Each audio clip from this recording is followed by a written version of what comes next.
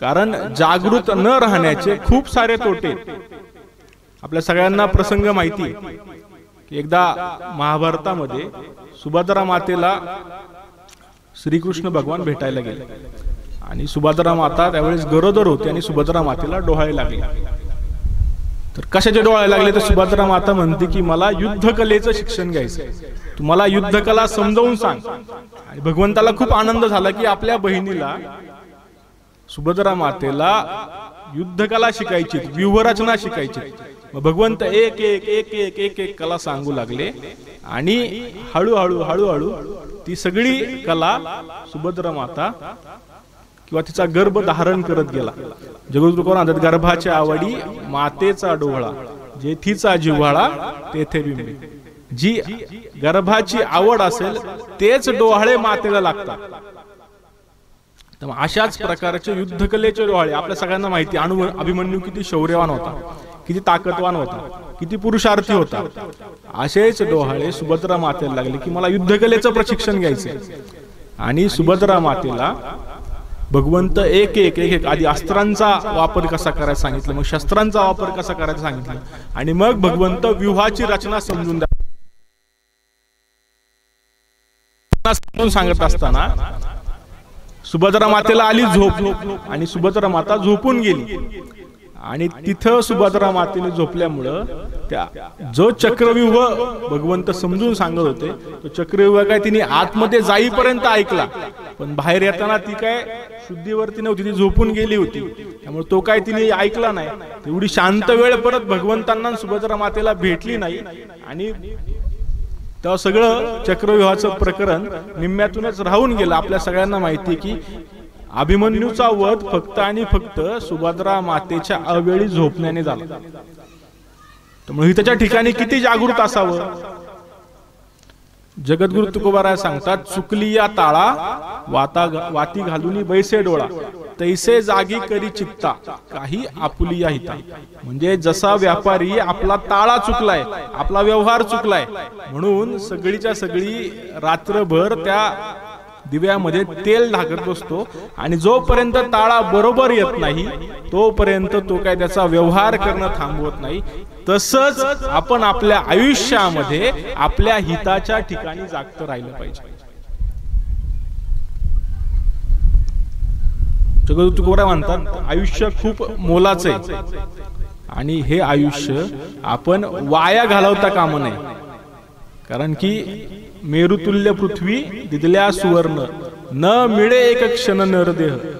म्हणजे लक्षावधी सुवर्ण मुद्रा जरी दिल्या तरी नरदेहाचा एक क्षण आपल्याला मिळू शकत नाही. आपल्याला तर 40, 50, 60 वर्ष जगायला भेटतात. आपण ती कशामध्ये व्यतीत केली पाहिजे. या एका क्षणामध्ये किती ताकद आहे. ज्ञानोबा हरिपाठाच्या पहिल्या अभंगामध्ये पहिल्याच ओळीमध्ये सांगतात देवाची यद्वारी उभा क्षणभर तेने मुक्तीचारी साधी. 4 मुक्तींचा साधण्याची ताकद या देवाच्या समोर एक क्षण उभी राहिल्यामुळे. आपल्याला तर 50, 60, 70, 80 वर्षांचा मनुष्य देह प्राप्त होतोय. आपलं किती भाग्य आहे. आपल्याला मनुष्य देह प्राप्त झालेला असताना आपण त्या मनुष्य देहाचं सार्थक करणं ही आपली जबाबदारी आहे, ना की आपली वेळ वाया घालवणं. कारण तुकोबाराय म्हणतात मोलाची घडी जाते वाया विन न मिळे मोल धन देता कोंडी जागा होय करी हिताचा उपाय तुका म्हणे हाय कैसी. म्हणजे वेळ हा पैशापेक्षा सुद्धा अमूल्य आहे, मौल्यवान आहे आणि तो वाया घालवल्यानंतर तो परत येत नाहीये. आज आपण सगळे या सप्त्याच्या आनंदाच्या वातावरणात बसलोय. पुढच्या वर्षी आपण सगळे एकत्र येऊ, पण यंदाचा क्षण असेल का, यंदाचा दिवस असेल का. आजचा जरी दिवस घेतला तरी आज जी तारीख आहे ती उद्या नाहीये. आत्ताची वेळ परत आपल्या आयुष्यामध्ये नाहीये. मग जर आत्ता असलेला क्षण आपल्या आयुष्यामध्ये आपल्याला पुन्हा अनुभवायला भेटणार नाहीये, पुन्हा जगायला भेटणार नाहीये, तर आपण आपलं आयुष्य कसं जगलं पाहिजे. तर जगद्गुरु तुकोबाराय सांगतात क्षणोक्षणी आपण आपल्या हिताचा विचार करत जगलं पाहिजे.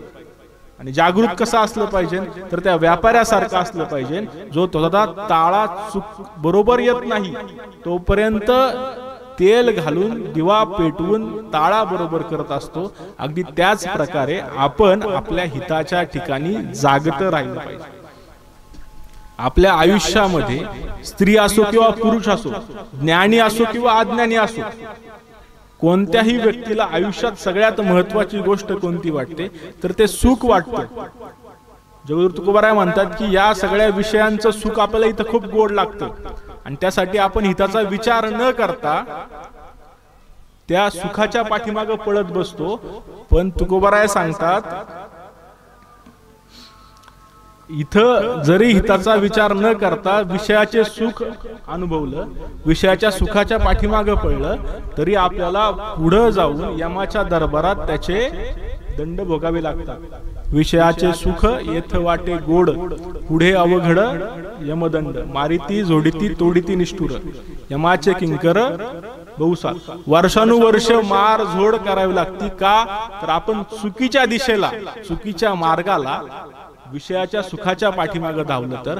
म्हणून जोपर्यंत अंगात ताकद आहे, शरीरामध्ये प्राण आहे, मनामध्ये उत्साह आहे, जगण्याची उर्मी आहे, तोपर्यंत आपण आपल्या हिताच्या ठिकाणी सदैव जागृत राहिलं पाहिजे असं जगद्गुरु तुकोबारायांना वाटतं. असं असताना जगद्गुरु तुकोबाराय म्हणतात जे आपल्या हिताच्या ठिकाणी अशा प्रकारे जागतात, जे तारुण्यामध्ये भगवंताची भक्ती करतात, ते देशाची, राष्ट्राची, धर्माची भक्ती करतात, ते स्वतःच्या हिताचा विचार करतात, ते जगद्गुरु तुकोबाराय म्हणतात त्यांचे माता पिता धन्य. आपण खूपदा पाहतो की जर मुलगा शिकला, आपला मुलगा समजा MA झाला, MSc झाला, डॉक्टर झाला, इंजिनियर झाला, वकील झाला, तर डिग्री कुणाला भेटते? मुलाला भेटते. एकदा कीर्तनकार कीर्तन करतोय, त्याचा कौतुक कुणाचं केलं जातं? मुलाचं केलं जातं. जगद्गुरु तुकोबाराय मात्र या ठिकाणी त्या आपल्या हिताच्या ठिकाणी जागृत असलेल्या व्यक्तीच्या माता पित्याला धन्य देतात. जो आपल्या हिताच्या ठिकाणी जागता आहे त्याचे माता पिता धन्य आहेत. का बरं धन्य आहेत? आणि माताच अगोदर का? आपल्या सगळ्यांना माहिती आहे आपले शास्त्र हे वेद आणि सगळ्या गीता भागवतावरती आधारलेले, आणि आपल्या संप्रदायामध्ये या शास्त्राला धरूनच वाङ्मयाची रचना झाली. आपण सुरुवातीला म्हणतो मातृदेव भव पितृदेव भव. अगदी त्याच प्रकारे आधी माता, कारण आपल्या सगळ्यांचं सर्जन ज्या कुशीतून झाले ती म्हणजे माता आहे. आपल्या सर्वांवरती काय आपण तुकोबारायांच्या भाषेत सांगायचं झालं तर निस्वार्थ भावनेने प्रेम करणारी कोण असेल तर ती फक्त आणि फक्त आई आहे. त्यामुळं अगोदर माता आणि त्यानंतर पिता. जगद्गुरु तुकोबाराय म्हणतात आपल्या हिताच्या ठिकाणी जे जागृत आहेत त्यांचे माता पिता धन्य. माताच अगोदर का? तर रामायणातलं खूप छान उदाहरण आहे की प्रत्येक कर्तबगार पुरुषांनी मातेचा स्वाभिमान धारण केलेला असतो. आपल्या सगळ्यांना अभिमान असतो की आम्ही या आईची लेकरं आहे. रामायणातला प्रसंग खूप छान आहे. प्रभू श्री रामचंद्रांनी परशुरामांचं धनुष्य गांडीव तोडलं आणि त्यात त्याचा कंपाचा आवाज झाला आणि तो आवाज ऐकून परशुराम त्या दिशेने चालत आला. सगळा सभागृह भरलं होतं. सीता मातेचा स्वयंवराचं सगळं आयोजन केलं होतं. प्रभू श्री रामचंद्रांनी गांडीव तोडलं होतं आणि रामचंद्रांचा विवाह झाला होता आणि मंगलमय वातावरणामध्ये परशुरामांचं आगमन झालं आणि परशुराम क्रोधाने लाल होऊन विचारत होते की हे धनुष्यबाण कुणी तोडलं? जो ज्याने हे धनुष्यबाण तोडले त्याचा आजचा आयुष्यातला शेवटचा दिवस आहे. प्रभू श्री रामचंद्र म्हटलं शांतपणे हसत होते. विश्वामित्र ऋषी आणि लक्ष्मण शेजारी उभे होते. लक्ष्मणाला काय कळत नव्हतं काय बोलावं. लक्ष्मणाला खूप राग होता की कुणीतरी एक म्हातारा आलाय, कोणीतरी एक परशुराम आलाय आणि तो आपल्या सगळ्यांना शिव्या घालतो, रागवतोय. तो म्हणत होता की तुम्ही विसरले का 21 वेळा पृथ्वी निश्चित्रिय करणारा मी आहे. कुणाच्या आईला कुणाचं पोर जड झालंय की माझ्या धनुष्याला तुम्ही हात लावला, हे गांडीव तुम्ही तोडलं. त्यावेळेस प्रभू श्री रामचंद्र मात्र शांत होते आणि प्रभू श्री रामचंद्र म्हणतात की हे प्रभू तुमचं धनुष्यबाण तोडणारा तुमचाच एक सेवक आहे. त्यावेळेस परशुराम अजून लालबुंद झाले, त्यांना क्रोध आला आणि त्यांनी विचारलं की नक्की कुणी तोडले.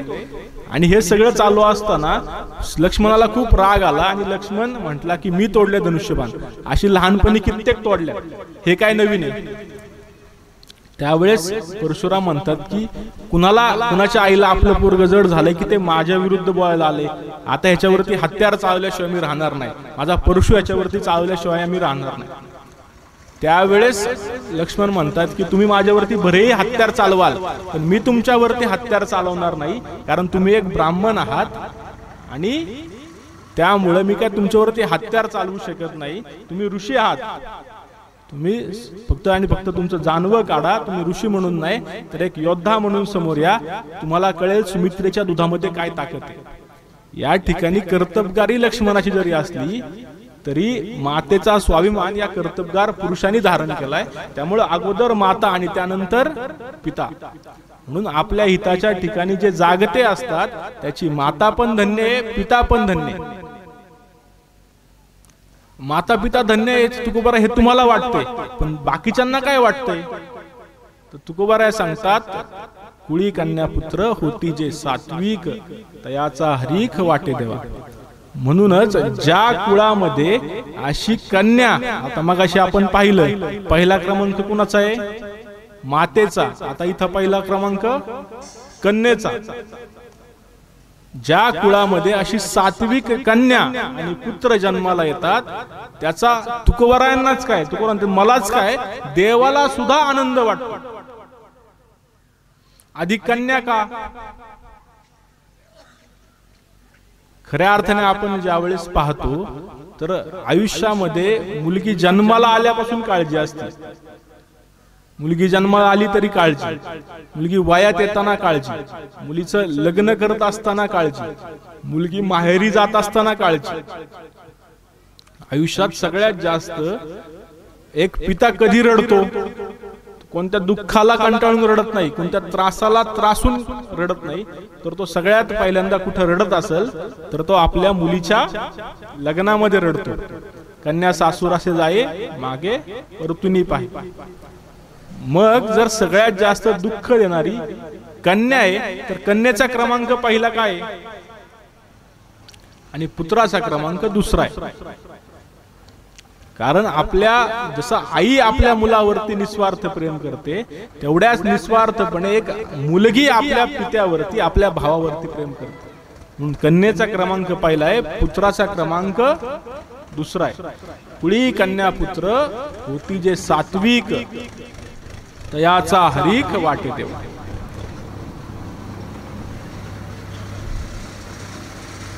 पुत्र म्हणजे कसा असावा, जगद्गुरु तुकोबार पुत्र व्हावा ऐसा गोंडा ज्याचा तिन्ही लोकी झेंडा. आपले संत सगळे असेच आहेत. जगद्गुरु तुकोबार सांगतात की पुत्र किती हवेत. शेकडो मुलं असून काय उपयोग नाहीये. गांधारीच्या पदरी शतमूर्खच जन्माला आले. 100 मुलं असण्यापेक्षा जगद्गुरु तुकोबार म्हणतात पुरे एकची पुत्र मायेपोटी, हरिस्मरणे उद्धरली कुळे कोटी. धन्य वंशी जन्मला भगीरथ, गंगा आणुनी पूर्वज केले मुक्त. आपल्या कुळामध्ये एकच कन्या, एकच पुत्र जरी असेल तरी आपल्या कुळाचा उद्धार करण्याची ताकद पुत्रामध्ये असते. म्हणून सात्विक कन्या आणि पुत्र ज्या कुळामध्ये जन्माला येतात त्याचा भगवंताला सुद्धा हेवा वाटतो. पुत्र म्हणजे काय, जे आपल्या पितरांना नरकातून तारतात ते पुत्र. जे आपल्या पितरांचा उद्धार करतात म्हणजे आपल्या पूर्वजांचा जे उद्धार करतात ते म्हणजे कोण, तर पुत्र. आपल्या सगळ्यांना कथा माहिती आहे की अंशुमन नावाचा राजा होऊन गेला आणि त्या अंशुमनाची आपल्या पूर्वजांचा उद्धार करण्याची खूप इच्छा होती. त्यांनी भगवंतांची भक्ती केली आणि भगवंतांना सांगितलं की मला माझ्या पूर्वजांचा उद्धार करायचा आहे, काय करावं भगवंत. त्यावेळेस त्या अंशुमनाला भगवंतांनी सांगितलं की तुला गंगा मातेला प्रसन्न करून धरणीवरती आणावं लागेल, तेव्हा तुझ्या पूर्वजांना शांती भेटेल, तुझ्या पूर्वजांचा उद्धार होईल. अंशुमन लागला तपस्येला, तपावरती तप गेली, पण गंगा काय प्रसन्न झाली नाही. शेवटी अंशुमनाचा मृत्यू झाला आणि अंशुमनाचा मुलगा दिलीप हा त्या ठिकाणी राजा झाला. मग दिलीपाने परत तपश्चर्या केली. आपल्या वडिलांची इच्छा आहे की आपल्या पितरांचा उद्धार करायचा आहे आणि त्यासाठी दिलीपाने वर्षानुवर्ष तप केलं. दिलीपाला सुद्धा काही ते जमलं नाही. मग भगीरथाचा जन्म झाला आणि भगीरथ तपश्चर्या करायला लागला आणि कित्येक वर्ष तपश्चर्या केल्यानंतर गंगा माता प्रसन्न झाली आणि गंगा मातेने भगीरथाला दर्शन दिलं. पिढ्यानपिढ्यांचं तप फळाला आलं. त्यावेळेस गंगा मातेला भगीरथ विचारतात की माता एवढा उशीर का केलात? आम्ही किती पिढ्या झाल्या तुमची सेवा करतोय, तुमची वाट पाहतोय, तुम्ही का येत नव्हतात? त्यावेळेस गंगा सांगतात की मी येईल रे, पण मी आल्यावरती मी स्वर्गातून धरणीमध्ये येईल. माझा वेग कोण अडवणार? आणि जर माझा वेग कोणी अडवला नाही तर मी सरळ धरणीत जाऊन रसा तळाला जाईल. त्यामुळे येऊन काय करू? आणि दुसरं, मी पवित्र आहे. मी भूतलावरती आल्यावरती सगळी पापी लोक माझ्याकडे धावतील की आता चला आपली गंगेत पाप धुवून मोकळं. आज पण तेच करतात आणि स्वतःला पुण्यवान म्हणून घेतील आणि त्यांच्या पापानं मी अपवित्र होईल. मग मी पवित्र कशी होणार? आणि भगीरथ म्हटले एवढंच ना माते, मग मी त्याच्यावरती उपाय काढतो. आपल्या सगळ्यांना माहिती की भगवान शंकरांनी गंगा मातेचा वेग अडवला आणि दुसऱ्याचा उपाय म्हणून भगीरथ सांगतात की माते, जसे या भूतलावरती अपवित्र लोक आहेत, पापी लोक आहेत, तसे पुण्यवान सुद्धा लोक आहेत. पुण्यवान लोक येतील, तुझ्यामध्ये स्नान करतील, तेव्हा तुझी पाप आपोआप नष्ट होतील. आणि मग गंगा माता निघाली. गंगा माता धरणीवरती अवतीर्ण झाली आणि भगीरथाच्या पाठीमागे चालले की तू सांग कुठं जाऊन तुझ्या पितरांना मुक्त करायचंय, त्यांचा उद्धार करायचा आहे. आणि मग पुढे जाऊन ती जिथं त्या पितरांचा उद्धार करायचा होता तिथं गेली आणि आपल्या पितरांचा उद्धार भगीरथाने केला. जगद्गुरु तुका म्हणतात की धन्य वंशी जन्मला भगीरथ, गंगा आणून पूर्वज केले मुक्त. एकच पुत्र जरी असेल तरी तो आपल्या पितरांना तारू शकतो. त्यामुळे तुकोबाराय म्हणतात की ज्या कुळामध्ये असे कन्या पुत्र सात्विक, राजसिक आणि तामसिक, आपण सगळे राजसिक असू किंवा तामसिक असू, सात्विक जाण्याकडे आपल्याला आयुष्यभराचा प्रवास करावा लागतो. सात्विक असणं म्हणजे काय? तर संत पदाच्या दिशेने वाटचाल करा. आपण सगळे राजसिक किंवा तामसिक गुणाचे. तामसिक म्हणजे आपल्या सगळ्यांना माहिती आहे की जे खूप जास्त मांसाहार करतात ते तामसिक मध्ये येतात. आपण माळकरी आहे त्यामुळे आपण कमीत कमी राजसिक मध्ये येऊ, आपल्यातले काही सात्विक मध्ये सुद्धा जातील. तर ज्या कुळामध्ये अशी सात्विक प्रजा जन्माला येते, देवाला स्वतःचा हर्ष वाटतो. का बरं देवाला हर्ष वाटतो? असं काय ते दिव्य ती सगळी प्रजा करत असते, ते कन्या आणि पुत्र करतात. जगद्गुरु तुकोबाराय सांगतात की गीता भागवत करीती श्रवण, अखंड चिंतन विठोबाचे. आपल्या संप्रदायामध्ये 9 भक्ती आहेत. त्यातली पहिली भक्ती आहे श्रवण भक्ती. आता समोरच्या बोलणाऱ्यापेक्षा आपण ऐकणाऱ्यांचं जास्त साधना होती, ते कारण आपण ऐकतोय. नवविधा भक्तीमध्ये सगळ्यात पहिलं स्थान जर कुणाचं असेल तर ते श्रवण भक्तीला आहे. म्हणजे गीता आणि भागवताचं श्रवण करतात आणि अखंड चिंतन विठोबाचे. गीता आणि भागवताचंच का? आपल्या हिंदू धर्मामध्ये 4 वेद आहेत, 6 शास्त्र आहेत, 18 पुराण आहेत, शेकडो ग्रंथ आजवर लिहिले गेलेत. पण ज्या वेळेस जन्म मृत्यूचा विचार करायची वेळ येते त्यावेळेस आपण गीता आणि भागवतच का म्हणतो? आज पण आमच्या हिंदू धर्माचा पवित्र ग्रंथ म्हणून आपण भगवद्गीताच का मानतो? तर माणूस जो माणूस जन्माला येणारे आपल्या सगळ्यांना माहिती तो मरणारे. आणि जन्म मृत्यूच्या या सगळ्या मधल्या काळामध्ये त्याला जगण्यासाठी आवश्यक असलेलं ज्ञान जर त्याला कुठून मिळवायचं असेल तर त्यासाठी आपल्या सगळ्यांना माहिती आहे भगवान श्रीकृष्णांनी अर्जुनाला सांगितलेली भगवद्गीता आपल्या सगळ्यांसाठी मार्गदर्शक. आणि जो जन्माला येणार तो मरणार आहे. आणि तो मरावं कसं हे शिकण्यासाठी राजा परीक्षिताला सांगितलेलं भागवत आपल्या सगळ्यांसाठी मार्गदर्शक आहे. त्यामुळे जे गीता आणि भागवताचं श्रवण करतात, वक्ता असेल तर श्रवण होईल, ज्यावेळेस वक्ता नाहीये त्यावेळेस काय करायचं? गीता भागवत करीती श्रवण. श्रवण कधी होईल? ऐकायचंय. ज्यावेळेस वक्ता आहे त्यावेळेस ऐकायला भेटेल. समोर बोलणारच कोण नसेल तर काय? त्यावेळेस तुकोबरा सांगतो अखंड चिंतन विठोबाचे. नाम घेता उठा उठी होय संसाराची तुटी. पांडुरंग परमात्म्याचं विठुरायाचं उठता बसता नामस्मरण केलं पाहिजे. आपल्या सगळ्यांना माहिती आहे परमार्थामध्ये असो नाही तर आपल्या आयुष्यामध्ये अखंडतेला खूप महत्व आहे. एखाद्याला परीक्षेत पहिलं यायचंय, त्यासाठी एका रात्रीत अभ्यास करून तो पास होईल का? त्यासाठी त्याला दररोज थोडा थोडा थोडा थोडा थोडा थोडा अभ्यास करावा लागेल, तर तो परीक्षेत यशस्वी होईल. तर अखंड चिंतन नित्य नियमाने भगवंतांची भक्ती केली तरच साधनेचं फळ भेटेल. म्हणून जगद्गुरु तुकोबाराय म्हणतात की देवाला हेवा वाटावा, त्यांचे माता पिता धन्य असं वाटायला ती कन्यापुत्र ती सात्विक प्रजा काय करते तर भगवद्गीतेचं आणि भागवताचं श्रवण करते आणि पांडुरंगाची भक्ती करते. आणि मग या सगळ्यांविषयी तुकोबाराय तुम्हाला काय वाटतं? तुमचा काय विचार आहे? तुकोबाराय म्हणतात की जर अशी सात्विक प्रजा मला भेटली, अशी सात्विक कन्यापुत्र जर मला भेटले तर मला त्यांची सेवा करायला आवडेल. तुका म्हणे मज घडो त्यांची सेवा, तरी माझ्या दैवा पार नाही. अशांची जर मला सेवा घडली तर माझ्या भाग्याला पारावार उरणार नाही.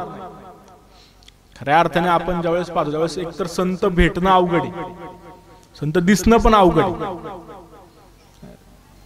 संतांची व्याख्या करताना सांगतो की संत म्हणजे काय तर विश्वाचा नियंता जगत परमात्मा अज्ञानी मानवाला दिशा देण्याच्या उद्देशाने भूतलावरती अवतीर्ण होतो मनुष्य देह घेऊन, ते म्हणजे संत.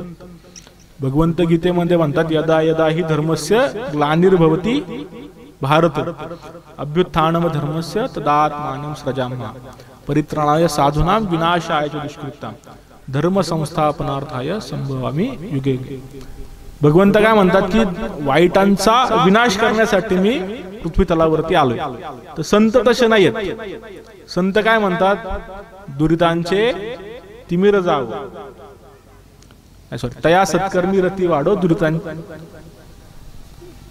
सत्कर्माकडे त्यांची रती वाढावी. म्हणजे वाईटातलं वाईटत्व नष्ट करायचं काम कोण करतं तर संत करतात. संत आपल्यासारखं इतरांना बनवतात. जसं तुकोबार म्हणतात संतांनी सरिता केलो तैसे परी चंदनी ते बोरी व्यापी आले. गुणदोष याती ना विचारिता काही ठाव दिला पायी आपुलिया. संत कसे आहेत तर संत त्या चंदनाच्या झाडासारखे, जे जर चंदनाच्या झाडासारखे जरी आपण आपल्याला माहिती चंदनाच्या झाडासारखे बाबळीचं झाड कोणी आणून लावलं तर चंदनाचं झाड म्हणत नाही की हे काट्याकुट्यांचं हे वाकडं तिकडं आहे, हे वेगळंच काहीतरी दिसतंय, ह्याला फुलच नाही, ह्याला फळच नाही, ह्याला मी का माझा सुगंध देऊ. चंदनाचं झाड काय करतं, जे झाड आपल्या शेजारी उभं आहे त्या बाबळीच्या झाडाला स्वतःचा सुगंध देतं. ज्यावेळेस आपण बाबळीचं झाड कापतो त्यावेळेस त्या चंदनाच्या झाडाचा सुगंध त्या बाबळीच्या झाडाच्या सगळ्या खोडामध्ये आलेला असतो. तर संत अगदी तसेच, संत स्वतःसारखे इतरांना बनवतात, वाईटातला वाईटत्व नष्ट करून त्यांना दिशा देण्याचं काम करतात. दुसरं व्याख्या काय सांगता येईल, देवतया ऐसा ज्याचा अनुभव विश्वदेव सत्यत्वे देवतया जवळी वसे पापनासे दर्शन. ज्या देवाच्या जवळ जे असतात त्यांना आपण म्हणतो पुजारी, पण देवच ज्यांच्या जवळ राहतो ते म्हणजे संत. तर एकतर असे संत भेटणं दुर्मिळ आहे. संत जरी दिसले भेटले तरी संतांचा सहवास व संतांनी आपल्यासोबत एखादा क्षण बोलणं दुर्मिळ आहे.